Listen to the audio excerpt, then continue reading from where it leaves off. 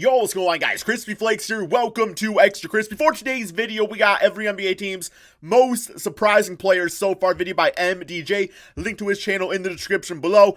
So yeah, man, oftentimes in the NBA season, we look at the negatives out there. We look at players that are doing bad, not living up to their hype, or whatever it may be. So it's going to be a nice change of pace. Just paying respect towards guys that are kind of out here grinding and, playing good. I mean, it says most surprising. I guess that could be like surprisingly good or surprisingly bad. So we'll see about this, man. Let's get going. Off in the Eastern Conference going by record. So at the top of the Eastern Conference, the Milwaukee Bucks. And for the Bucks, well, damn, we're going to be waiting for the Pistons. Feels a little weird to say this, unfortunately, but I'm going to have to go with Giannis. The Milwaukee Bucks are really good. They're 20-3. Shooting They're getting threes. Production from a lot of different guys. And they don't really have anyone that's come out of nowhere. The biggest improvement for Giannis this season is the three-point shooting. So last season, he was 25% on 2.8 three-point attempts per game. Yep. And in this season, he's doubled his three-point attempts, and his percentage has gone to into the low 30s-ish. Which ain't bad. Below average. It's respectable, at least. Much better than last season. It's good progress. For the Boston Celtics, they have a lot of candidates here. Gordon Hayward surprised me and a lot of other people in the beginning of the season before he broke his hand when he was playing at an all-star level. But for the Celtics' most surprising player, I'm gonna go with Brad. I'm gonna say Enes Kanter. He's surprisingly the worst defensive center of all time. Like I knew he was bad, but I read something somewhere that just when he's on the court, it's bad, guys. It's a bad situation. First time I heard his name, I thought it was fake.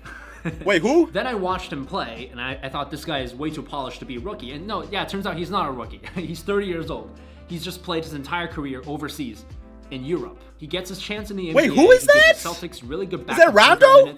Bro, why are you wearing Rondo's number 9? Nothing flashy about his game, but there's no glaring weaknesses either. So he's the most surprising player for the Celtics to me. Next, the Miami. Oh god, I have no idea who that is. Okay, who do you say? For the Boston Celtics, they have a lot of candidates here. Gordon Hayward surprised me and surprising player. I'm gonna go with Brad Wanamaker. Brad Wanamaker. Okay, yeah. Next, Wanamaker, man. I don't know. A lot of good candidates. Sounds like a Harry Potter character. Hero, Duncan Robinson, Myers Leonard.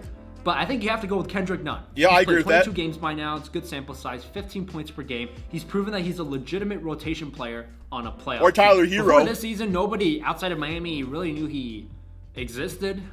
Kendrick Nunn is a bit of like a one-trick pony. I think he's from the Motor City, guys. He just scores. That's like the only thing he's good at. But then again, if you're going to be a one-trick pony, scoring is kind of the one trick you want to be good at. The Toronto Raptors, their most surprising player, Pascal. Norman Powell. Last season, it looked like he was regressing. Yeah, that's a good one, but Pascal Siakam, the fact that he went from most improved player to perhaps the most improved player again, that's what's surprising to me. A bit as a player, it's amazing. And with Kawhi there, he got gradually pushed out of the rotation.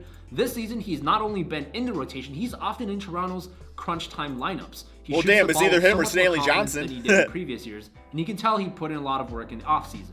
The Philadelphia 76ers, their most surprising player, Furkan Korkmaz. Now, this is partially because the Sixers are very imbalanced from a team-building perspective. They have too many bigs, and their one point guard plays like a passing Do they have too many bigs? Because they got Joel Embiid and everything like that, and they got, I guess Al Horford is considered, yeah, he's a big, but he can play power forward just fine. And then the bench unit, for the life of me, couldn't tell you who the backup centers on the 76ers. I think it's Jonah Bolden. I could be wrong about that, but I don't know. On offense, so Furkan Korkmaz gets a lot of opportunities to shoot the ball. He's not JJ Redick, but he's done a surprisingly good job. Can be a little streaky. In that JJ Redick role in this Sixers offense. The Indiana Pacers, Malcolm Brogdon is an easy choice here. I had Malcolm Brogdon as a top 5 most improved player candidate, but he's been better than even I expected. 19 points per game, 8 assists per game.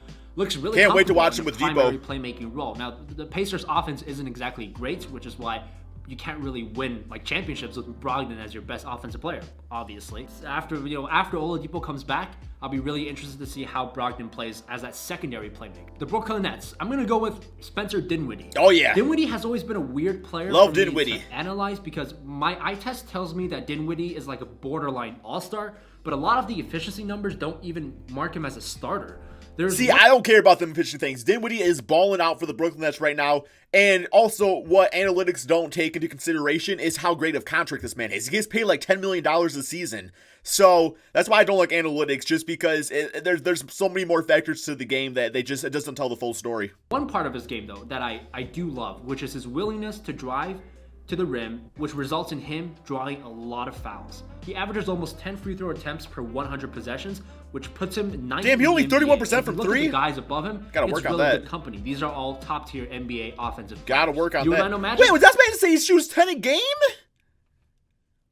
Bro, you shooting 10 threes a game, Dinwiddie? My God. Wow, I did not know he was launching it. James Harden shoots 17?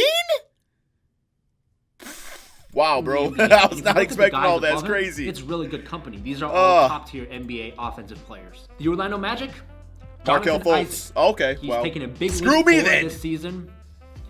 He's already their best player. No explanation needed. On to the Detroit Pistons. Their most surprising player. A lot of people are going to say Derrick Rose. But I think for Derrick Rose, you saw how good he could be in Minnesota last season, so I don't think it's really surprising. The surprising player is Luke Kennard. I disagree. I went into this season saying this man was going to be a most improved player candidate. Maybe he's not that exactly, but you guys know. You guys were all hating, bro. Going into the season when I was talking up Luke Kennard and stuff, people say, man, Luke Kennard's trash, and he's having a great year. So I wasn't surprised, man. I expected this. I got faith. I got confidence in my players. 16 points in per my game, team. shooting 40% from three, 6.5 3-point attempts per game. He's starting to develop a bit as a playmaker as well, and I don't know a lot of people that had real confidence in Kennard. He's as also a starter, ambidextrous. but he's proven it so far this season. Shoots On to the lefty, Charlotte he's a righty, Hornets. though. Easy choice here. Devontae Graham. You might be tempted to say this is like a... He also has a very good stable relationship, bad team according to sort his of Instagram situation. account. But the Hornets have actually been competitive. They're almost 500. He's putting up numbers in games that actually matter.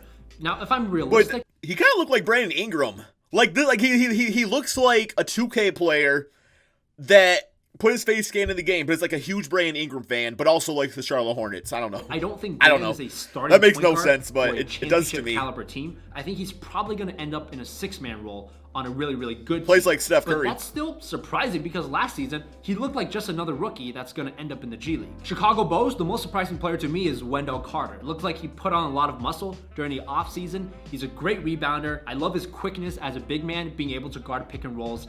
I didn't think he would be this good defensively this quickly. So this is you know, definitely Wendell most Carter might be surprisingly one of good. the Okay. very few So we're being bright nice. spots for the We're being Chicago nice. Bulls during this first quarter of the season. For the Washington Wizards, Rui Hachimura. He's a rookie that Maurice nobody Wagner. really talked about, I guess because all the attention was on Zion.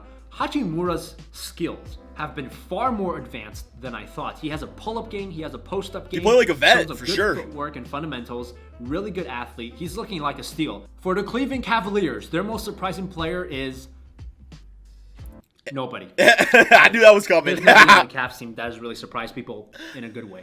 David Nwaba. No, it's not David Nwaba. For me, at least. I mean, That's not it. what's the closest candidate? Colin Sexton, who averages 2 assists in 30 minutes per game. I mean, come Hey, on. he's a For shooting the Atlanta guard Hawks, now. The most Shooter's gonna surprising shoot. player. Shooter's gonna I'm shoot. still gonna go with Trae Young. He surprised me at least. He's playing at an all-star level in his second year in the league. Maybe He's Jabari just Parker. progressed way faster than I thought. His decision-making and playmaking is already fantastic, and the only thing that I think can make him better on offense is playing him off the ball more and running him off screens like the Warriors do with Steph. But at this point, you know, the Hawks just have no other playmaker to make that happen. So this is not even like a criticism of Trae because it's not really his fault. But I'm looking forward to one day when they can do that off-ball stuff with Trae because I think it's going to be awesome. For the New York Knicks, early on in their season, I'd probably say, you know, RJ Barrett. Yep. He's been surprising in a Frank good way. Ntilikina. But since then, he's tapered off a little bit. And to be honest with you, it's the Knicks, man. I mean, like, everybody on this team is playing out of position. They have no spacing. It's just not conducive to anyone having a surprising Their spacing good is season. atrocious. Okay, now moving on to Their the... damn spacing atrocious. And the man David Fizdale, when he was coach, freaking don't play a single minute of like Damian Dotson and all those guys like that. Los Angeles Lakers. ridiculous. The most surprising player to me, Dwight Howard. I'll admit it. I thought Dwight was done. I didn't think Dwight was going to be a rotation player for the Lakers. I actually thought he was going to be cut after like 2 months, but especially with JaVale McGee, He's not always playing put up very well stats. to Wherever start he the goes season, to, he Dwight puts Howard up turned into stats. a very important I don't know why role people don't player like for the Dwight. Lakers. I'm also, on a side note, surprised I like him at how now, much but- the Lakers are playing Anthony Davis alongside a center. I mean, clearly it's been working out well because they've been winning a lot of games. But I think, you know, in the playoffs, you'll definitely start to see... Guys, I got a quick question. Start one, bench one, cut one. Dwight Howard, DeMarcus Cousins when healthy, JaVale McGee. I'm curious. Let me know that in the comment section below, guys. Anthony Davis play more center. Moving on to the Dallas Mavericks, most surprising player, Luka Doncic. I mean, we knew he was going to be good after his rookie year, but nobody. 96 overall in 2K. He's putting up like the same numbers Westbrook did in his 2017 MVP season, except Luka is also leading the league's best offense. For the LA Clippers, nobody on this team has really surprised me, but nobody has really disappointed me either. For the Houston Rockets, most surprising player, Daniel House. He averages 30 minutes a game for them. I love House. He only Great makes small $3 to forward. $4 million a year.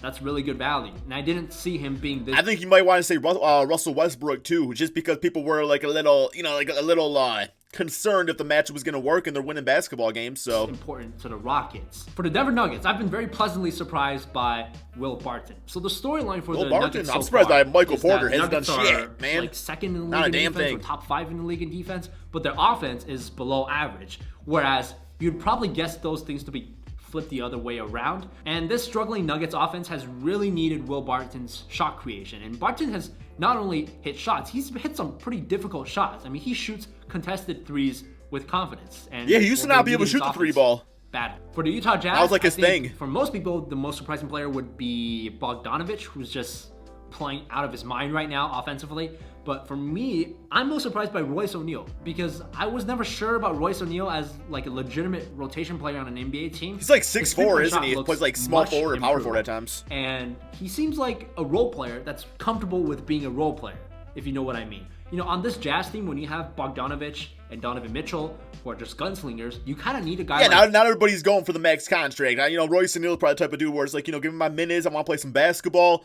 Pay me $7 million a season, I'll ball out for you, I'll give it my all. And some people are just good with that. Royce O'Neal, who just averages 4 shot attempts in 28 minutes, and he's been much better than Joe Ingles this season, which has surprised me. Yeah, Joe Onto Pringle's the been Minnesota not Timberwolves. the greatest. I'm not going to say Andrew Wiggins is back to being the...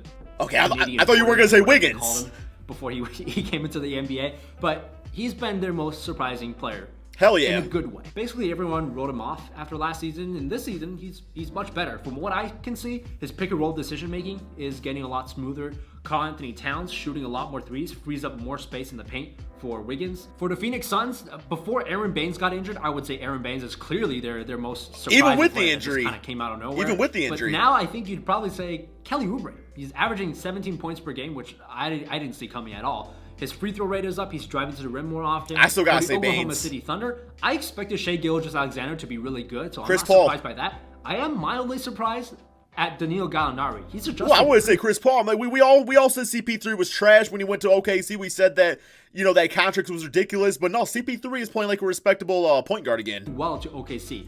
After he got traded, I was very worried that Gallinari would start to drop off. I mean, he's 31 years old. He's had a lot of injuries, but to his credit, he's maintained his production. Hey, at shooter's gonna 31. shoot. He can't really jump anymore. I mean, Don't when need he to. drives, he just looks like he wants to draw fouls only, but the shooting is clearly still there. And this is a guy that really uses his height properly. He just shoots over a lot of people. And at 6'10", he's pretty hard to block. For the San Antonio Spurs, their most surprising player, nobody. I mean, it's been a disappointing Maybe season, right? DeJounte. So that shouldn't come as a shock. DeJounte Murray still looks uncomfortable shooting. Derek White looks like roughly what he was in the regular season. Well, Bryn instead of Forbes against put up some Denver. decent score numbers. Lonnie Walker had like one good game. So, yeah, we'll see. Maybe as the season goes on, things turn around. But Look so at me, far, guys, saying nice things about the Spurs, by the way. nobody's really surprised me in a good way. For the Portland Trailblazers, this is Melo. an easy choice for Melo. all of us. Carmelo Anthony. Who would have thought that Melo would be the thing that turned the Trailblazers? Debatable, season Hassan around? Whiteside, Now, with Rodney too. Hood's unfortunate season-ending injury, Melo's going to have an even bigger role moving forward. And I don't even think it's like what Melo does on the court as a scorer. It's also like what Melo does for this team off the court. It just, you can tell by the Blazers' body language. For some reason, they just seem much more excited to play basketball with Melo on the team. For the New Orleans Pelicans, their most surprising player, undoubtedly, Brandon Ingram. His Oh yeah, three-point oh shot yeah, is for much sure. I improved. was like, wait, His what? Yeah, playmaking is Ingram better. for sure. He's not taking as many long mid-range jumpers. I mean, he still takes a lot of floaters and these shots in the paint, but he seems like he can get deeper into the paint instead of settling for just a step inside. Oh, the you're beefing three-point up a line. little bit, And I just think a little Brandon bit. Ingram is gonna get a max Just a contract little, this trust year me, based just on a how little. he's playing. For the Golden State Warriors, Eric Paschall. the second-round pick. Nobody saw this coming. Now he's getting a big Draymond opportunity, did. obviously, with Golden State resting all of their good players. The thing that impresses me the most about Eric Paschall, he's a good passer. This is a guy with high basketball IQ. He's not quite Draymond level yet, but he can get there. He's the offensive version of Draymond. In the system. He can play outside, he can play inside, he can set screens, he can use screens. He's a very impressive and versatile player. But I do have one issue. If you've been watching my channel for a while, you might have picked up on the fact that I'm a bit of a stickler for shooting forms, because I think shooting forms don't get talked about enough. The only problem I have with Eric Paschall, what is this? That ain't bad to make us ups! I mean, I don't know. That's not a bad, that looks like my form! Minus the jumping. That's not a bad form, come on, bro! He modeled his jump shot after Nate Robinson. I just, you gotta fix this somehow, man. It's fine, he gets up. Like the two best shooters of all time as your teammates. Just if it ain't broke, don't fix it. To help tweak a shot for him, maybe. But other than that, I mean, he's been fantastic. Okay, guys, that is the end of the video right there. I got no issue with the jump shot whatsoever, man. The jump shot's fine. But, yeah, that's all we got. Thank you all so much for watching. Peace out, my friends.